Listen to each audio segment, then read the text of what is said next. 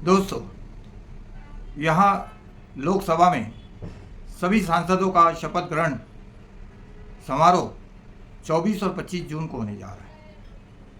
उसी के साथ स्पीकर का चुनाव भी होगा। अब देखिए स्पीकर का चुनाव किस तरह होता है, यानी किसे उसके लिए जो है मुंतखब किया जाता है।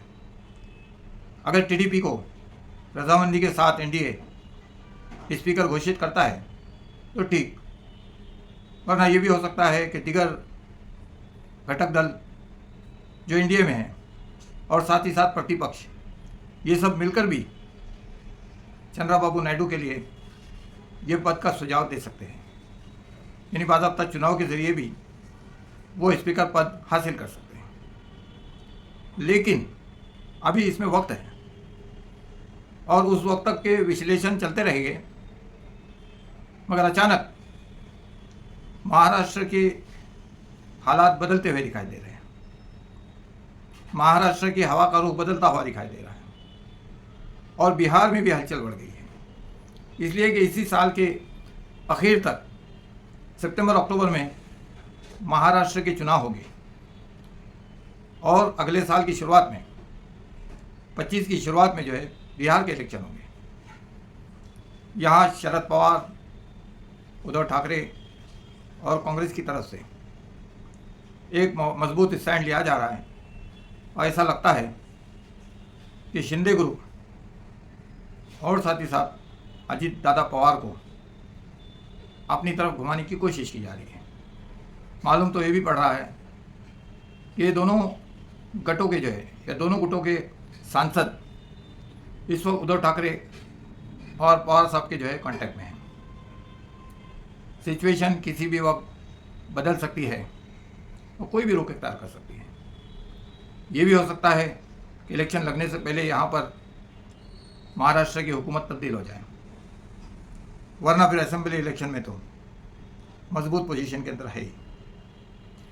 इसका इशारा एकनाथ शिंदे साहब ने देते हुए बहुत साफ कहा है कि एक तो संविधान बदलने का हमारे खिलाफ एक नैरेटिव बनाया गया, यानी एनडीए के खिलाफ, और तरह तरह के आरोप लगाए गए। लेकिन साथ ही साथ जो 400 पार का नारा था बीजेपी का, उन्होंने मुस्कुराते हुए कहा कि ये नारा भी कहीं हमें भारी पड़ गया,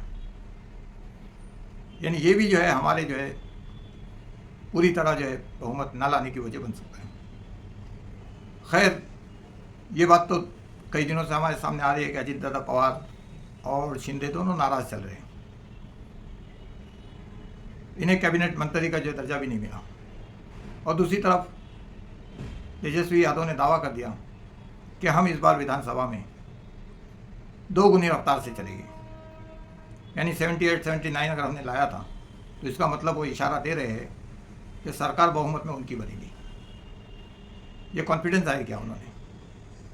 दूसरी तरफ नीतीश कुमार भी एनडीए सरकार से पूरी तरह मुतमईन नहीं दिखाई देते हैं, इसलिए कि आंध्र प्रदेश में चंद्रबाबू नायडू का जो शपथ ग्रहण हुआ उसमें नीतीश कुमार अपने सांसदों के साथ गैर हाजिर रहे हैं। इससे कुछ अंदेशे जाहिर किए जा रहे हैं। अब देखेंगे लोकसभा सजने से पहले ही कोई बदलाव हमको दिखाई देगा, और उतार चढ़ाव तो इस वक्त की जो है पॉलिटिक्स में हमको बहुत सारा दिखाई दे रहा है। अब क्या सूरत हाल बनती है, हम हमेशा कहते हैं कि उसका इंतज़ार करें, लेकिन मजबूत सरकार एनडीए की तरफ से या मजबूत जो है पोजीशन एनडीए की दिखाई नहीं देती, इसलिए इंतज़ार तो करना होगा। शुक्रिया।